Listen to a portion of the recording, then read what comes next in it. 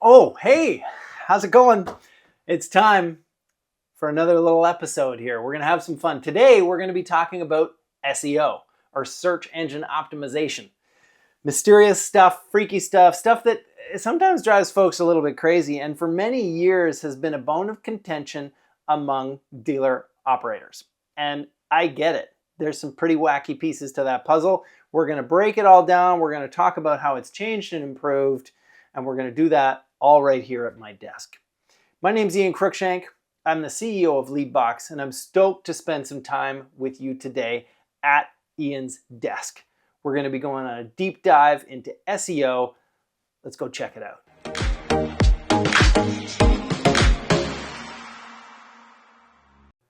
So, what is SEO? What is search engine optimization? Really, it's all the work that you can do both on and off of your website to increase the likelihood of you coming up higher in the search rankings, right? Really based around keywords and all of those things that you're going to do to ensure that when someone's going over to the Google machine or going over to Bing and punching in their searches, you're at the top. So at the store level, when you're thinking about it, why should you really care? And, really it's fairly straightforward.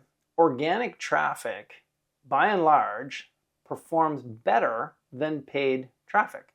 Consumers that are in lean forward mode searching for your business are more likely to engage in a positive way, looking at vehicles, making decisions relative to where your location is, so looking at contact us pages, and submitting leads, right? More organic, more leads, these are good things. On top of that, SEO is cumulative, right? Over time, as you build up strength in search engine optimization activities, as you build up strength in organic traffic, right? That's happening layer over layer over layer. Every time you invest in SEO in a month, you're building on the previous months.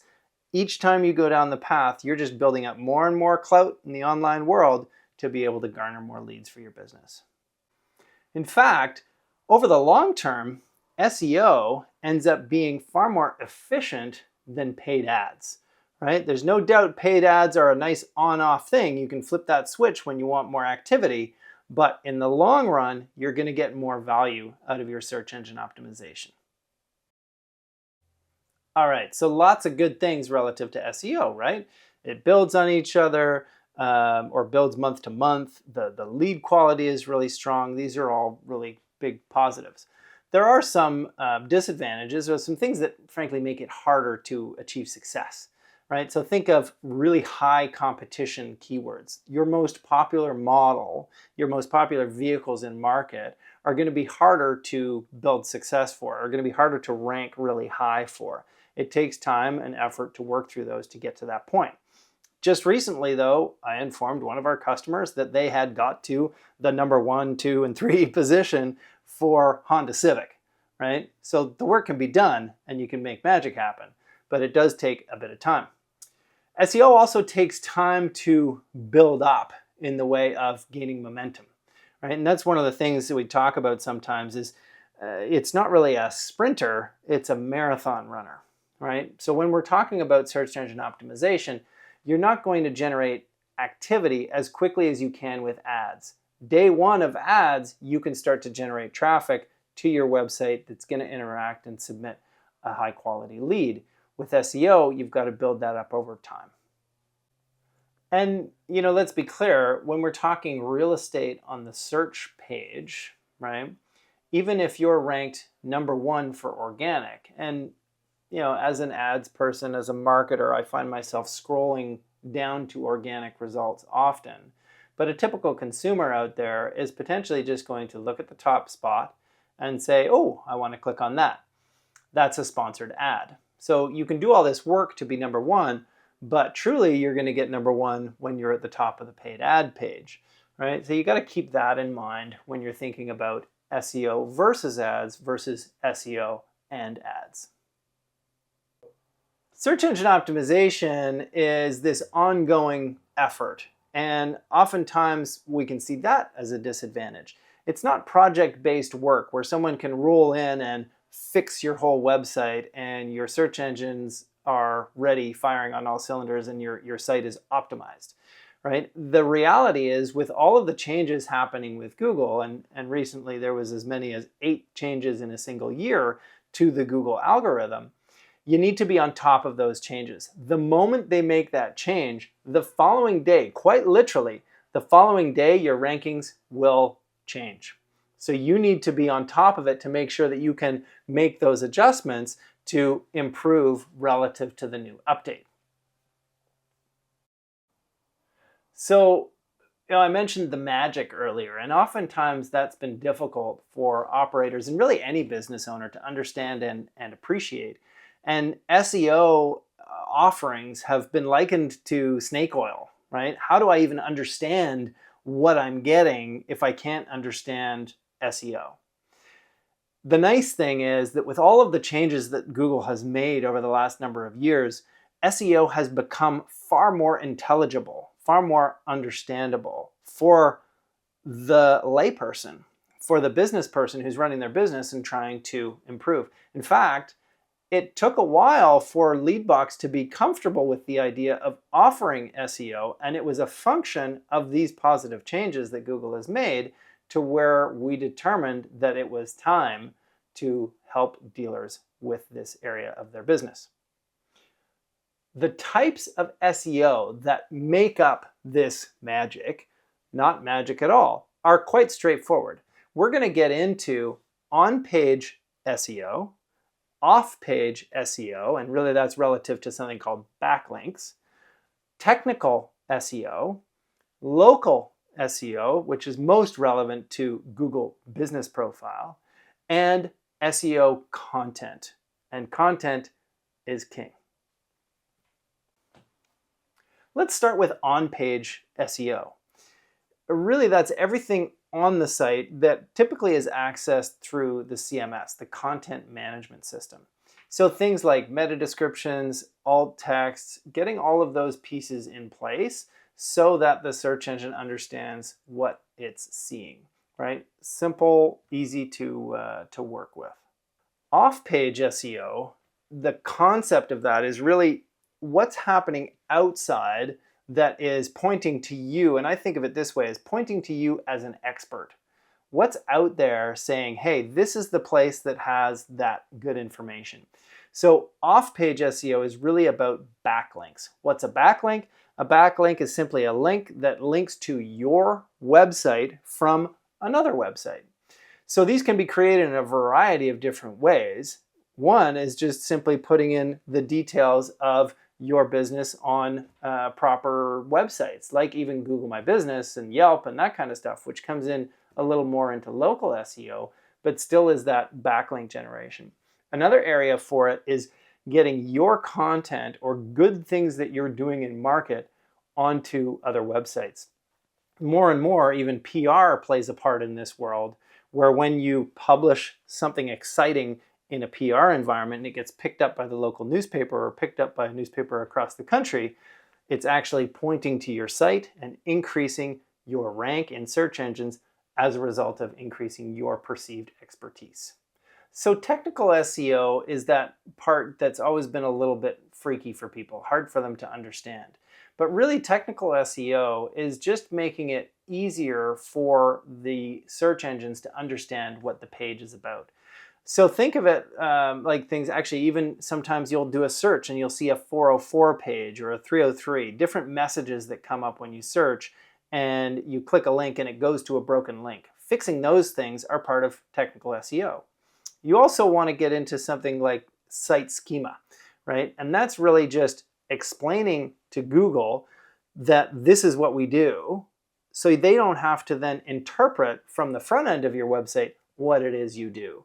So in very simple language, communicating in the code that you're a dealership, you have service capabilities, and other variables that you want to communicate that are going to show up in search. All part of the technical SEO side of things. Then we get into local SEO. And local SEO has actually become more and more en vogue or important in the last while. In fact, the Google machine made it so important when they created the Google My Business profiles, now called Google Business Profiles. That's the area where Google is now showing up almost like a postcard about your business, or a little glossary and explanation about your business when you're searching for something nearby, right? So searching for Honda stores in Port Moody, well, I'm going to see the most local Honda store in Port Moody when I search for that information. I'm going to see all sorts of details about the business. And you can improve those listings significantly. You can put in products, you can put in question and answers, you can make sure that there's posts going into those environments on a regular basis. It's been interesting, and I can get totally sidetracked talking about how that came to be, but the importance is relative to ensuring that local business listings, Google Business Profile, Yelp, and other such things are properly explaining, properly communicating what your business is about and the proper ways to contact your business. All right, well, that brings us to the fifth one. And in my view, really the most important one. Unfortunately, it's not just my view, Google has said so as well. And they said so by a recent change called helpfulness, right? They require websites to actually be helpful. And they measure this based on a user searching for something, clicking on that link, going to that page, and demonstrating with the time that they spent on that page that they did find it helpful, valuable, and came back again and again, that sort of thing, right? So how does helpfulness improve on your website? You're an expert in automotive. You're an expert in new car, used car, service, F&I, all sorts of other pieces that surround your business. And by sharing regular valuable content on your website in the form of resources, in the form of blogs, in the form of extended length content all over these different parts of the sites, you can present yourself as an expert. Really, in this world, in this day and age of search engine optimization, content is king. And we really need to move forward on this path where you're ensuring that that content is produced on a regular basis, at a regular cadence, and that it's a high quality piece of content, not just generated from an AI bot and putting that up on there. It actually has to be vetted, edited, humanized, all that sort of stuff to ensure that you're going to get value in the rankings.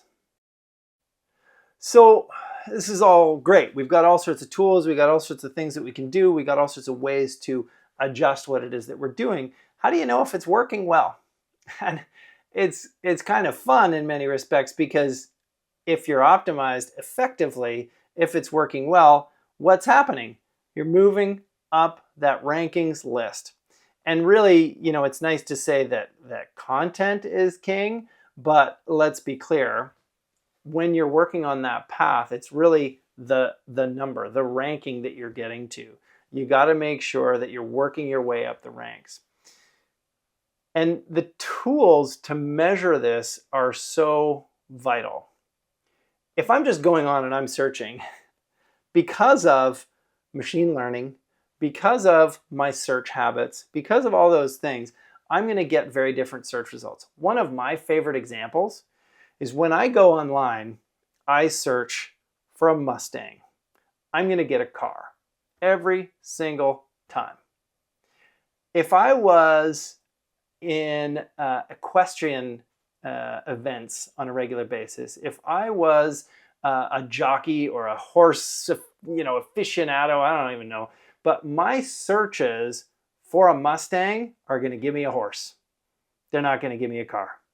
And it's really just on the basis of everything that I'm about. So when I'm searching for things in my world, I'm getting things that are more relevant to me according to Google, according to the data that Google has collected about me. So what do I need? I need tools to help me see holistically across the board what is the change in rankings. For that, we look to Moz, we look to SEMrush, we look to Ahrefs, we look to a variety of different organizations to help us understand what's going on. And these tools are phenomenal. There's so many different ways to cross-section all of the data to see what's going on and to figure out how your keywords are performing, and even to get recommendations, suggestions on how to improve those keyword rankings. And there's another tool out there, and something you maybe come across within your offerings from the Google machine, right? All of these free tools, they love to call them free, but really they're taking your data so that they can understand the web and understand the world around them. But Google Search Console is an important piece of the puzzle, and it's valuable to understand where you've been. It's valuable to understand where you're showing up today in searches. But the limitations of Google Search Console is that it's showing you where you've been. It's not talking to you about where you would maybe like to go, the areas that you would like to improve in, the changes, in fact, the whole reason why you're engaging in search engine optimization. You might as well call it search engine current state or search engine current success, right? Search Console is giving you where you've been. Looking at some of these other tools can help you decide where you want to go. So you want to improve your search engine optimization. You want to optimize your optimization. I don't know if we can really say that, but whatever the case, you want to get better. So when you're wanting to get better, we talked about how valuable content is. So let's start there, right? You want to ensure that on a regular basis, you're adding high quality content to your website. That's going to add probably the most value when we're talking about improving your rankings in search. You want to make sure that there's well-written content. You can embed videos, you can tag images, but most importantly, really in that realm is the right keywords, right? You're trying to improve your ranking for certain keywords. Those words need to be part of the content that you're producing or relative to the content that you're producing. So that's a really important piece of the puzzle to making that work in the content world. So when we're looking for keywords, it's an important thing to think of what keywords you're going to focus on. And those keywords that have lower competition and higher search volumes are the ones where you want to focus. And think of this example and the idea, you've maybe heard of that idea of long tail searches. The more specific the search, the more benefit you can get from it in kind of an interesting way. I'll give you an example. F-150, one of the most popular trucks on the planet, right? Searching for F-150 is a pretty tough thing to rank well for. But as soon as you affix a color to that, as soon as you say blue F-150 or red F-150 or F-150 6-foot box or F-150 5.5 or whatever it is, then you're going to have more potential to rank for those. So when you're building out that content, you want to think about the keywords that are more effective for you to drive that success rate up. So thinking the low competition, high search volume, and build out those keywords for your list. The next is relative to the pages that you're going to build, right? So think of it as answering questions or communicating things in market that are likely being searched for. So a simple example, used SUVs in Greater Vancouver, right? If you're building out a page and you've got the ability to put inventory on it, and you can write a whole bunch of stuff about used inventory in Vancouver, well, that's probably a good way to build up some search traffic for that page. So you go through the process, you build out a title that is actually what someone might search for. You put in all the H1s and make sure that, or the H1, the H2, and make sure that that's all lined up correctly. You put in all that inventory of all those SUVs, and then at the bottom, you put in rich content about SUVs being available in Greater Vancouver at your location. Now we've got a great page to attract some attention. So we understand SEO is a powerful tool. We understand there's lots of complexities, and frankly, that you might need some help with it. And that's all good. Work your way through it, get the understanding, but it is definitely a space that you'll want to spend time.